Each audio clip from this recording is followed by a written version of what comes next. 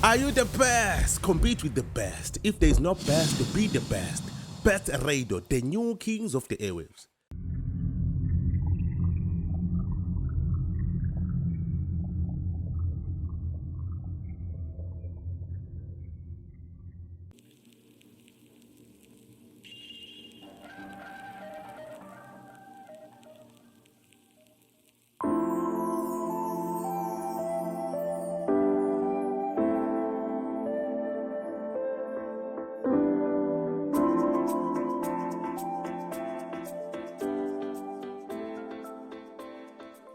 Sanibonani, Dumelang Abusheni Nda. Igama lami nguMahewu Nkosinathi Kethuthula Mbatha. Umthi usontshekazi ugubhe namagwala nasetendeni nesandla mina ngiyenele. Mfana ngawudla fish lo kodwa khona ukuthi adla ama fish and chips. Mfana ngayidlama inkukhu kodwa khona ukuthi adle iKentucky. Lo ngithanda ngakhona ngithanda njengoshukela ngo-quarter past. Mina nami sifana nefone nesim card into engizokwazi ukuhlukanisa nanoma ikanjani. Ngithi mina kushunquthuli odzakeni. Ingorumbayi, ingalabethe. Ngithanda ngakhona kayizini. Njengoba ningibona ke namhlanje kwi-Mahewu Podcast. Nibona mina. I'm the one and only Housing. But Housing. Ngizela ney'nkinga. Namhlanje ngihlezi nomntwana uZama. I was waiting that smile ukuthi uzongeke uhlale ungasenzi. Abantu abangamazi ukuthi umntwana uzala ebukhosini, right? Yes. Mama ngithayile awuzisho nje ungazisho uthini apho la wonke umuntu unehawu zakhe. Hayi Mahewu anginayo nguZamile waKwaZulu ngizalelwe endaweni yaseMahewu ebukhosini baseNtembeni. Ngizalwa umntwana uphana abantu kamakhukhuza kaSitheni kaNkantini kaMpande. Welele. Mina ke loyo ngase ngikhulela khona la endaweni yasemahlabathini khona la eMashona. La sikhona khona namhlanje. Bafethu kuningi engachaza ngeke ngathi mangikhulumana nawe ngathola ukuthi ayi we-real donation ushaya ama-colors mangathiwa ngikusekudleni u-7 colors kuningi izinto ozenzayo. So namhlanje we decided ukuthi sizohlalana nawe la just to discuss ngeke sichaze konke but so discuss nje izinto ezimbalwa about your life. Asiqale sikhulume ngawe ukuthi uqede yade ufunda kusiphi isikole waqeda which year abantu nje ongafika Ajelo ngafela nje kuba nje bethi awafela amantombazane Mahewu yes but then ngizokha phezulu nje ukhumbule ukuthi umuntu wesifazane ongambuzi kakhulu ukuthi uqede nini ngoba leyo sizobala ukuthi okay.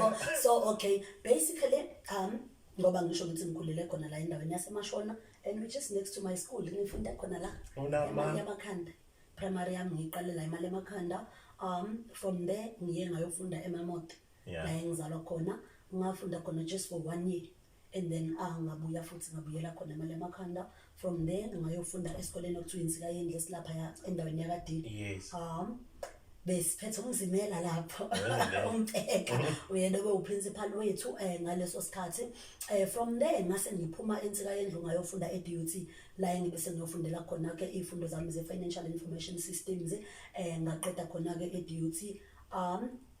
Ngaqala ukusebenza kwami ngisebenza emabhenki amaningana, I cannot mention all of them.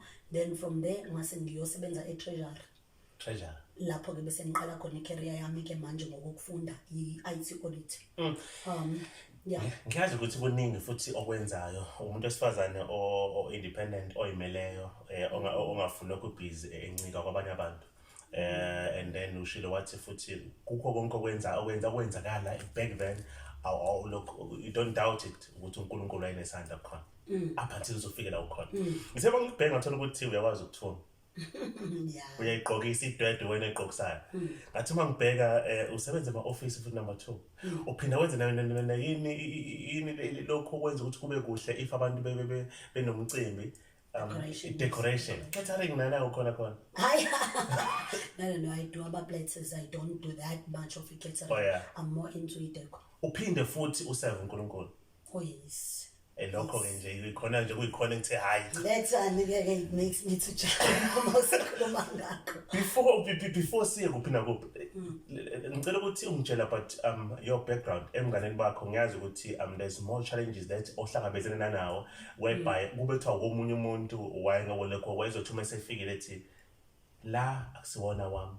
Maybe umuntu angazifuna ukucommit suicide but you decided emnganeni bakho ukuthi hayi nayazini whatsoever challenges nabazali bekunikeza i-backup ukuthi hayi nake yaphileka uzofikela one of the challenges wahlabezana nawo emnganeni bakho you want to share ufuna ukwashare nanathi?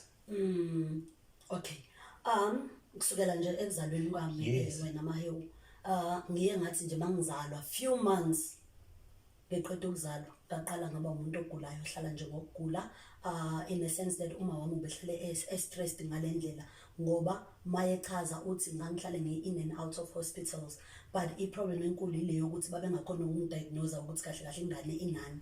So nje ukugula kwakhona kuye kwaqhubeka for years and years, in a sense that ngize ngagcina ngaqala late even esikoleni. Ngaqala esikoleni 1 year later than abantu ababe-age yami.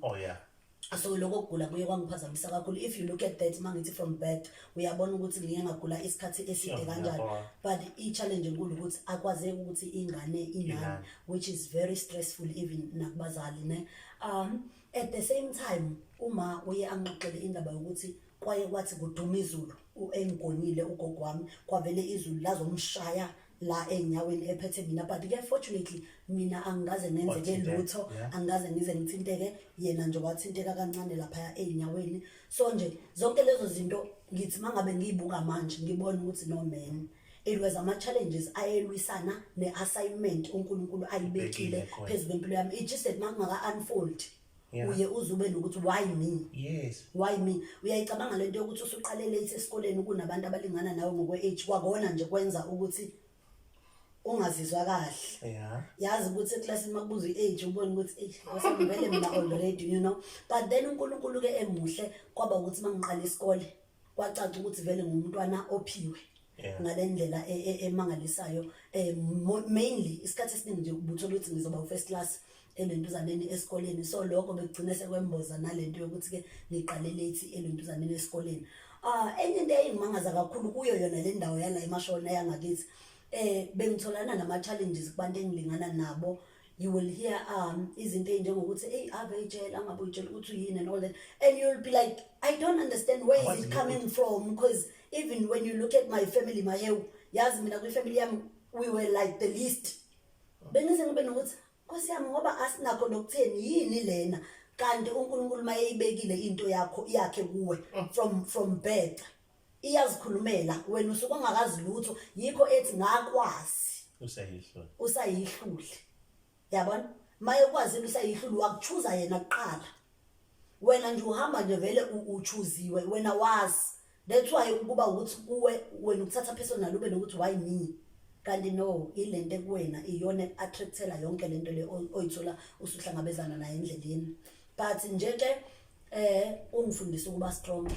Ingakho strong. Ungifundisa ukuba strong. So whatsoever challenges obhekana nawo usawashaya indiva amanye usuyabuka ukuthi yabona mina ngazi ongcono ongidlula lakho. Okay, let's go forward. Siyazi ukuthi uyasebenza professional usebenza as yes, professional. I'm working for KZN Provincial Treasury. I'm a deputy director. IT audit. Manak. Asiye lapho. Uke wangihlephulela kancane about ukuthi uzofike kuleyo position okuyona. Wangena nawe awazi wangena kanjani. Usitshele ngomusa kaNkulunkulu usebenza kuwena uzofika kuleyo position okuyona. Yabona ke baye sesingena kwenye engela ke mangabe sesingena kwi-engela yomusa, kuwumusa ngempela, kuwumusa phezulu komusa ngoba ukuze makuthiwa uNkulunkulu uyakwazi ukusiqualifyisa nalapho singaqualify khona, nalapho thina singayiboni ngathi singafaneleka, kodwa yena uthola ukuthi ngokwecebo lakhe sifanelekile. uNkulunkulu uyangimangalisa kakhulu Mahewu, bengisebenza eGauteng Provincial Treasury ne ngi-IT auditor nje in a middle level, but uNkulunkulu uye wa-accelerate i-process yelentuzana ye-career yami ngendlela eyisimanga. Uthe maye wangisusa from level 8. Abantu abasebenza kakhulu government ke they understand ukuthi ngikhuluma ngani mangikhuluma ngendaba yokuthi ngisuse from level 8. Wangisusa uNkulunkulu from level 8 wayongibeka ku level 11, which is a deputy director level, which is a management level. Ngingakaze ngibe kuyi-supervisory level.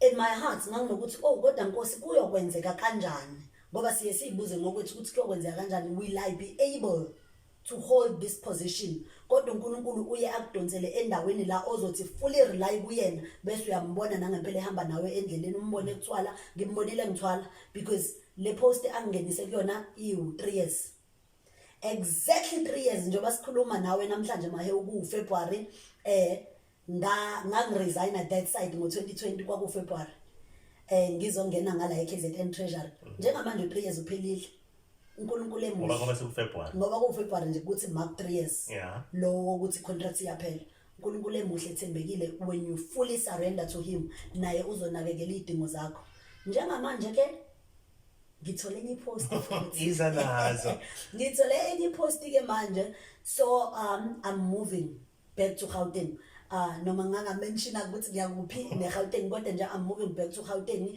uNkulunkulu uye wathembeka ke kimi uthe mengibeka kule position ngiyacabanga ukuthi ubezongigruma la eNatal wabona ukuthi njengamanje mntanami usufit enough ukuthi I can take you to the national level so now uNkulunkulu has promoted me from the provincial level to the national level department engiyakuyona manje i-national department konke kuumusa nje kaNkulunkulu I can just say ngingasabi ukuthi impilo yami nje kusukela ekuzalweni ukuze kube manje uNkulunkulu ngimbonile isandla sakhe silokhu singibambile njalo ngiyakuzwa uthi kungcono ukuthi kuba uNkulunkulu kuba uyena oqweletayo the way ukhuluma ngakhona so athi ngiyakulandela nje ngibona sengathi uNkulunkulu oqweletayo uyakuqweleta nokuthi ukuthi wena oqweleta uNkulunkulu umseva kanjani because into engiyaziyo ukuthi mina into engiyaziyo ukuthi if upha someone unga-expecte lutho izwebha lakho nosokweleta uNkulunkulu khona oh yes and then if you do something with a good heart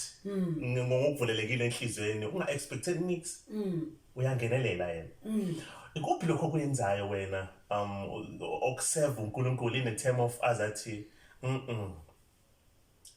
ngiyamkweleta le mntwana ngoba sekunikeze nje umusa lo ufana lo sokubona njengamanje ya Mahewu yazi siyasho ngoba izwi lakhe elisho njalo manga uthinta leyo ndaba nje uthinta kahle kahle inkonzo uNkulunkulu ayibekile kakhulu enhlizweni yami inkonzo yokupha I've got ilontuzana ifoundation ebizwa the Trumpet of Hope Charity Foundation so khona manjalo mawukhuluma ngendaba yokukweletwa yes ngokwezwi uNkulunkulu anginika lona maye ngibizela kule nkonzo yes singasho ukuthi okay uNkulunkulu uyangikweleta njengokusho kwezwi lakhe ngoba uye wathi ke loyo onakekela umpofu uboleka uNkulunkulu ngaleyo ndlela uNkulunkulu uyobe senze njani uyobe eseyamvuza ngihlale ngithi leli izwi uNkulunkulu anginika lona line condition linesethembiso uye wathi onakekela umpofu ukweleta yena uboleka yena ke ngaleyo ndlela uyobe seyamvuza ngoba ngale kwalelo zwi ngempela ngiyasaba ukuthi ngithi uNkulunkulu uyangikweleta Mahewu kunalokho mina ngiyengibone ngathi kodwa Nkosi uma usungithanda kangaka ngingaletha ntoni ukubonga kwami ngingaletha ntoni ngoba kuningi asengenzele if ubheka i-background yakho ingakho ukuthi kuningi asaba lokho akwenzele khona ubungayicabangi nawe ukuthi ungafika la ukhona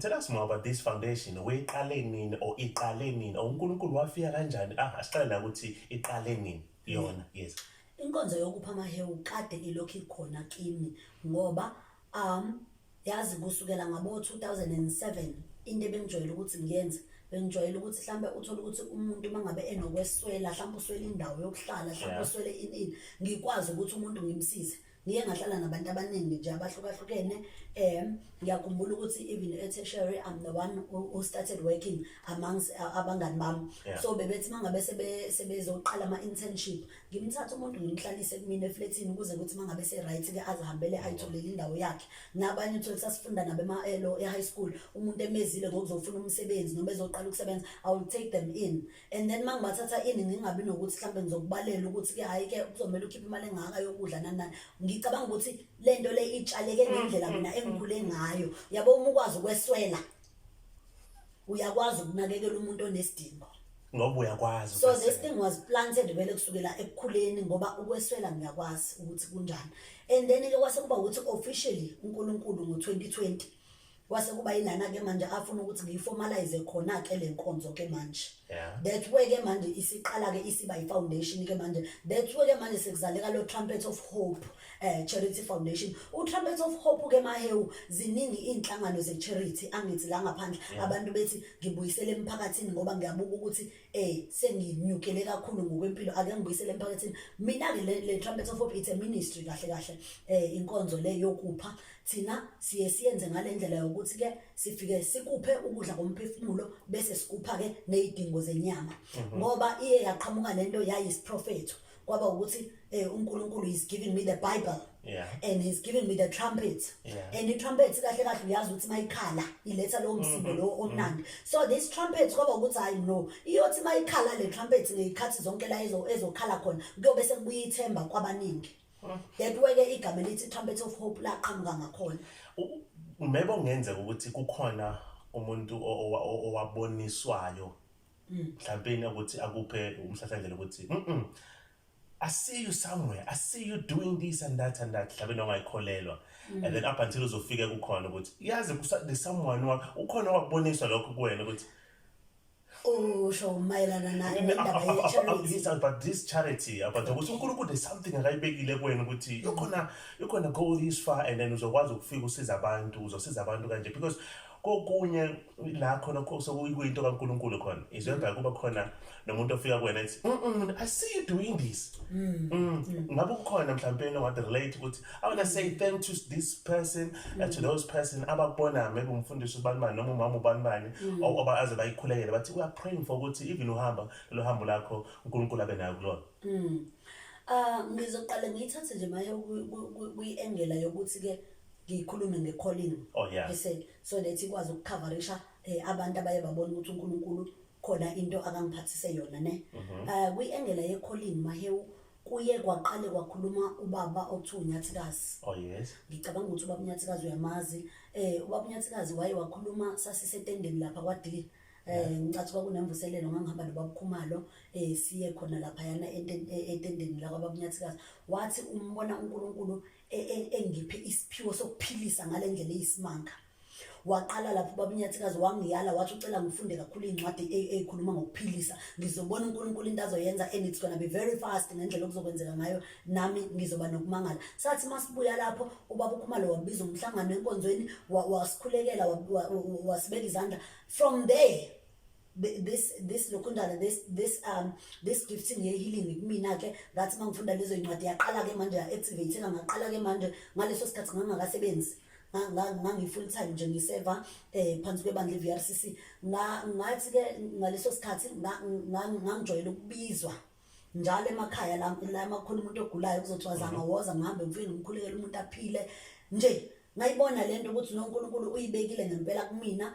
And then kwathi makuhamba isikhathi kwafika ubaba uDludla baba wami njengoba kade sinaye nje izinto ubaba uDludla wathi emefika ke wabona naye ukuthi hayi khona into uNkulunkulu ayibekile phezulu kwakho kwaba ukuthi nje ubona the call of God phezulu kwempilo yami ne wathi mengikhulekela ubaba uDludla ngiyakhumbula ukuthi I was feeling ukuthi kunokwesaba ngicabanga ukuthi leyo nto yayikade isymbolize ukuthi lento leyinkulu ibigger than me. So okusuka lapho ke bese siyibuyisa ke manje kuyiside ke lentuzana le charity ke manje njengoba kade ubuza ukuthi ke ukhona yini umuntu wake wayidiscover le ye charity. Yazi Mahewu uzomangala ukuthi ke indaba ye charity ngesikhathi ukuthi uNkulunkulu sengidrowela kuyo ngempela yazi ukuthi kwakungazi ukuthi ekhanda lami khona ukudideka okwakukhona ukuze makuthiwa umoya kaNkulunkulu ukuphushela lawo nothanda khona kwenzeka kanjalo kumina ngoba I was pushed to i-orphanage engangayazi nokuyazi kodwa ngangazi ukuthi ngizothi mangifika kuleyo ndawo ngithola i-orphanage okuthiwa ilokhu njani ithande house. Ngaphusheleka kule ndawo Mahewu and le orphanage isendaweni semahlathini ngangazi ngempela ukuthi ikhona lento noma ayikho mase ngibona amahlathi nginokuthi ayingeke mhlambe imina ngizoyiphosa endaweni eyingozi. Only sufanga ukuthi mangifika ngempela lapho le ndawo ikhona and kunabantwana abama offense uNkulunkulu uyakwazi ukuthi akudrowele la suke ekufuna khona yaqala kanjalo ke lenkonzo kwathi makusuka lapho uNkulunkulu wakuplanta kimi ukuthi laba abantwana laba angilokho ngizobabona ngibanakekela. Ngikhumbula kahle ngosuku lokuqala mangifika kule ya orphanage ngafika ngiphethe lezo zinto engangiyiphethe ngathi mangabe sengiqeda ukuyibeka lezi zinto ngase ngithi ngicela ukukhuleka kanye nabo. Ngakhuleka ngaqeda. Ngathi mangiqeda ngokuthi mawusawumntwana phela uhamba endleleni ubuye ukhulume nabazali ukuthi hayibo kunento kanje. Ngabe sengikhuluma nomama uma uMdludla my spiritual mother ngithi mama ngiye ngaholeleka ukuye orphanage kanje abese ngibuza umama athi uthandazile mawufika khona. Ngithi yebo mama ngithandazile. Athi hayi kuhleke sisi. Ngabona ukuthi umama uyayazi indlela ngoba phela kade ihamba ke yena. Okusuka lapho ke bese kuba khona umfundisi uNkulunkulu aye wangithumela umfundisi ke kuthiwa uPastor Miracle. Ne uPastor Miracle ke ube eseqhamuka ke naye seyiconfirma le ndaba ke esesho ukuthi yazi ngibona uNkulunkulu ekubizele enkonzweni yokunakekela.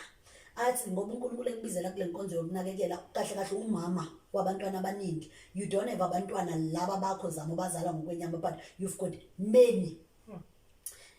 Ngaqala lapho ke manje ngayiformalize ke manje lento. So uPastor Miracle uke waba njengocoach nje ngoba ubekade ehlale njalo elandelela ukuthi Zama has been registered, Zama how far. So ngiyambonga kakhulu uNkulunkulu ngempilo yakhe ngoba uyidlalile indima enkulu kule nkonzo yelentuzana yokunakekela engiyenzayo.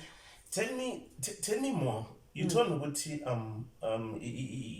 I company leyo that you working on leyo yokuseva. Utuseva kabili, useva spiritually, uphinde useve ngokwenyama. Ngoba kukhona ukuthi umuntu like mina nje kufike la khona ukuthi ngabatshela abantu ngikwazi ukukhuluma nabo but ngena ngeze kwazi ukutshela mina. I need someone who gonna tell me some words as of encourage. At Mahewu, you can still be alive. There's more coming for you. And then masikuba lokwenyama. Lokho ukuthi siyadinga ukudla. Ngeke sihambe sitshela wonke umuntu izwi. Sijike singamnikeza lokho ozongena ethunjini. Tell me more. Usuhambe wafika phi wena? Ngizwela ngathi kwahamba uzafika nakweswazini. Tell me more. Indawo nje sihambile. Save uNkulunkulu wakho. Mahewu iza nazo. Mention zonke indawo esengihambile but engakusho nje ukuthi indawo esengihambile ziningana zona. uNkulunkulu nje lokho engisiza ngoba uyena oye angiholele ukuthi njengamanje ngidinga lapha njengamanje ungidinga lapha yana. Engizogcila kakhulu khona iloku kade kubuza ukuthi ke masikhuluma ngokunakekela spiritual siphinde sinakekele ngokwenyama. Lapho ke siye sibe nokuthi we must create a balance. Kumele kube nebalance ngoba ngingafika Mahewu ngikufide izwi likaNkulunkulu ugcwale kodwa uthola ukuthi enyameni ulambile. And then ngesikhathi usugcwele kodwa manje uNkulunkulu awuzukumbuka ukuthembeka kwakhe ngokugcwele mangabuza uthi hayi ngilizwile impela izwi futhi lishintshile impilo yami kodwa ke into engixakayo ngisalokho ngihleli enhluphekweni. So uNkulunkulu siye sithande ukuthi ke abonakale ngamasayidi onke njengoba eshezwini lakho ukuthi ngangilambile awangangifida ngangisejele awangeza ukuzongibona ngangigula. So we trying to close igap kukho konke lokho. Sihambele ibhedlela sizama ukuthi siseve ngalelo side ukuthi umuntu ngesikhathi egula siyomphilisa ke manje siyomphilisa emphefumulweni siyomphilisa enyameni. Ejele sifica abantu beboshiwa ngithi baboshwe physically at the same time baphinde futhi baboshwe nasemphefumulweni laba abantu laba. So inhloso yethu kusuka ukuthi ke siyobakhulula ngokwenyama siyobakhulula ngokomphefumulo. Ngoba siye sibahambisele ke inkonzo ye healing and deliverance emajele. Into engiyibukile kakhulu ukuthi laba abantu ezimena abadlule kuzo zibenza begcine sebenenhliziyo eziqinile kodwa uNkulunkulu emkhulu siyakwazi ukumbona echoboza inhliziyo zabe ezithambisa. I remember this one man esathi mangabe sesishumayelile lapha ejele saqeda sathi mangabe siyakuyena nje ngokuthinta uNkulunkulu safike samthinta sathi uNkulunkulu uyakuthanda kanti uNkulunkulu ufuna ukuchoboza inhliziyo yakho ufuna ukuyithambisa. Yazi ukuthi wavele wakhala same time. Wathi mayekhala wasesithulela ubufakazi wathi mina bengihlale ngizwa kuthiwa khona uNkulunkulu kodwa ngiyibuza ukuthi ubani uNkulunkulu kodwa ukufika kweni namhlanje la ejele kungenze ngambona ukuthi uNkulunkulu ubani. Ukukhala kwakhe kwasenza sabona ukuthi uNkulunkulu uyakwazi ukwehlula inhliziyo yomuntu uyakwazi ukuqashula amaketango ezibopho asuke esebopheleke kakhulu enhlizweni yomuntu ngenxa yezimo asuke edlule kuzo. So sesimbonile nje uNkulunkulu kakhulu esebenza empilweni zabantu.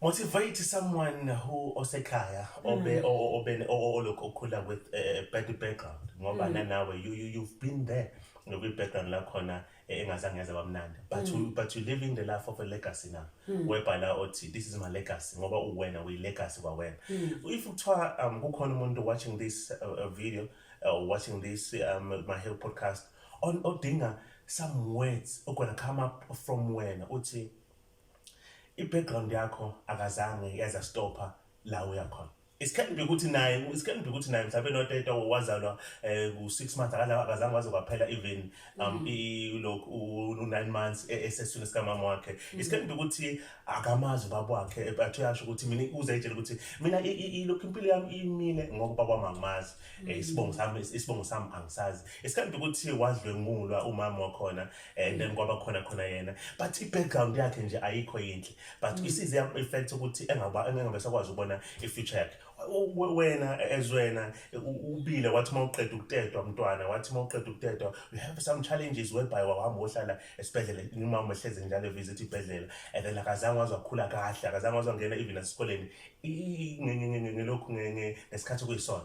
If uthi motivate umuntu ukuthi ke I do have a challenge but awafana and then sengibona sengathi impilo yami iyama lana and ngimile la and angibona ukuthi kunendlela yaphambili ungathini ngena ma kulokho nje Mahewu okushoyo yazi ngingabuyela kulento engiye ngayikhuluma ngifisa ukuthi abantu bazi ukuthi konke kukuye bese futhi uphinde wazi ukuthi wena uzalelwe icebo. Once wazi ukuthi uzalelwe icebo angithi uNkulunkulu uyasho lapha encwadini kaJeremiah ukuthi ngiyawazi amacebo eninawo ngawo amacebo amahle awuphumelelisa nekusasa elinethemba. Mangabe esho njalo ke uNkulunkulu uqonda ukuthi wena you are not defined by your background, you are not defined by the challenges obhekana nawo empilweni but ipurpose yakhe ngawe iyofezekiseka njalo. So engizama ukusho ke lana wena Mahewu ilento yokuthi uNkulunkulu uyawazi amacebo anawo ngempilo zethu ne unemicabango emihle yena ngempilo zethu eyokusiphumelelisa nekusasa elinethemba. Yebo ngiyazi ukuthi mangabe usathi go through iprocess awuzungayibona lento uba nokuthi hayibo unemicabango emihle kanjani mangabe ngibhekana nezimo ezimbi kangaka empilweni yami but uzokubona kahle mangabe uzopressa on until you reach leya level whereby usubona izinto zakho seyikhanya usubona izinto sezenzeka bese uyabona ukuthi impela wayeqinisile ukuthi unamacebo amahle ngempilo yami. Engingakusho kwamanje ukuthi akumele ugive up, akumele ulahle ithemba. Be strong and courageous and know ukuthi God is with you throughout the way. Yazi uthisha wami wayengifundisa i-accounting ngensika yendlu uthisha uNdlovu khona amazwi awakhulumayo asangimisile namhlanje Mahewu. Yazi wayethi being poor at home doesn't mean ukuthi you are poor in mind. And leyo nto ivele ingenza ukuthi ngiqinise kakhulu ngoba uNkulunkulu ngisho ukuthi wayengiphila umqondo vele from ekuzalweni ngiqinise kakhulu ezifundeni zami ngitshela ukuthi mangabe ngizoqinisa ezincwadini zami ngoba ikona engikwazi kangcono ikona okuyokwazi ukuthi kushintshe impilo yami kushintshe nempilo yomndeni wami enangempela uNkulunkulu emuhle wakwenza lokho. You will be surprised Mahewu ukuthi mina even umuzi lo wasekhaya obubonayo ngoba umile I'm the one kwamele kuze kuqale kusebenze mina ukuze kukwazi ukuthi kumi indonga. So uNkulunkulu umbukeke emuhle ethembekile okuyikona okungenza ukuthi ngibatshela abalaleli ukuthi ke konke kuNkulunkulu. Ayikho into emhlulayo, ayikho into engenzeki kuye. Uzoyibuza ukuthi ngithini bangithi indonga zaqala ukuma sengisebenza. Mina ngikhule sihlala la ubaba wami bekasebenza khona. Yes. Bekunendawo nje ezilapha ngemuva esitolo la A1 bekunendawo elapha ngemuva esihlala kuzona ke njengabantu abantwana babasebenzi ke baka babudlamini. So nje besinganakho ukuthi sinekhaya esilibiza ngelethu ngaphandle kokuthi sisuka eMelmoti. Kodwa namhlanje Mahewu ngihlale ngithi mangabe ngi-encourage abantu because lokho angize ngingathanda ukukhuluma kakhulu kungabe ukuposter. Kodwa kube ukuphakamisa udumo likaNkulunkulu. Njengamanje I've got mhlambe about 4 properties. I'm so into i business yelonto zale property. So umbuke uNkulunkulu ethembekile. ukuthi uyakwazi ukuthatha ungenalutho kungekho lutho olithembisayo ebese esekwenzela okukhulu okungaphezulu kokucabanga nokwazi kwakho lisho ngalo izwi lakhe lithi yena uyakwazi ukusenzela okukhulu okungaphezulu ngisho kokucela nanokucabanga kwethu. Ngixolela Mahewu uma ngilokhu njalo ngithi izwi lakhe lithi because impilo yami yonke ngiye ngithi iphethwe nguye ngoba konke engakho kuvela kuye ngomusa nangothando. She's living the testimony. Yes, thank you. Oh God. Let us love you and live you guys. We love you and kuningi bekusazokhuluma ngakho nanaye but ngenxa yesikhathi ngiyabona ukuthi hamba esingaqedi futhi ngikhuluma nawe kungaphela a day ngaphela because ngiyazi ukuthi even nase PMB la uhlala khona webhala uneproperty khona I know ukuthi kune indawo la khona seba khona uNkulunkulu nendawo futhi la khona uhamba uyokhuleka khona ngiyazi ukuthi this is thing we have an annual prayer ukuthi uhamba uyokhuleka njalo ngonyaka webhala khona say thank you God lo assignment ungenza yona I'm into it ngiyazi futhi ukuthi usually used to go ngoba bewushilo ukuthi uvakashela ibhedlela ngaphandle ukuthi bakhona isponsor sakho uNkulunkulu uvakashela even uvakashela even amajele you said so and then uphinde futhi uzuvakashele abantu bangasemakhaya la khona abantu abangakwazi ukuthi mfowethu ngize ngiye esibhedlela khona uzokwazi ukusurvive uyakwazi ukuthi ufike wena uthi ngifile le ndawo nginempahla efana lezi and nginokudla ongaka I'm willing just to give you just to serve you uNkulunkulu uthe mina angize la njengoba ade wenza ngoba dula kungasiyona event ukuthi hawu ngibona isiminyamina siphithi lokho event nato usho ukuthi nayo inkonzo ozoyenza lana leyo ukuthi uNkulunkulu uthe kuningi if singakhuluma even nangedress singakhuluma even ukuthi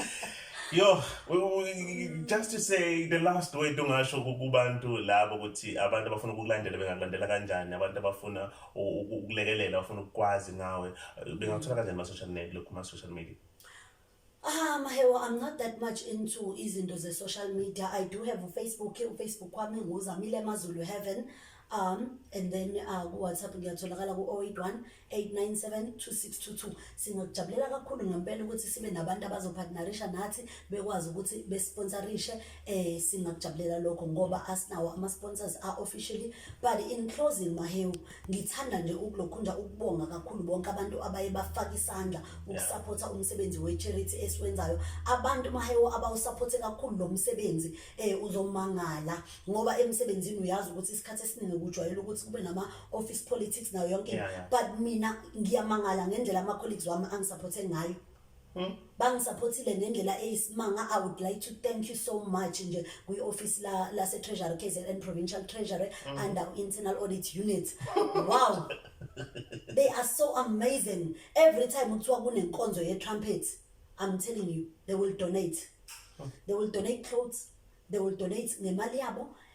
You know, angazi nje uNkulunkulu engifisa ukuthi angenzele khona ukuthi ababusise ngendlela emangalisayo. Lithi izwi lenkosi isibusiso sikaNkulunkulu siyacebisa sengezi nosizi. Yilokho engibafisela khona empilweni zabo uNkulunkulu nje ababusise ngesibusiso sakhe esicebisayo esingangezi nanosisi.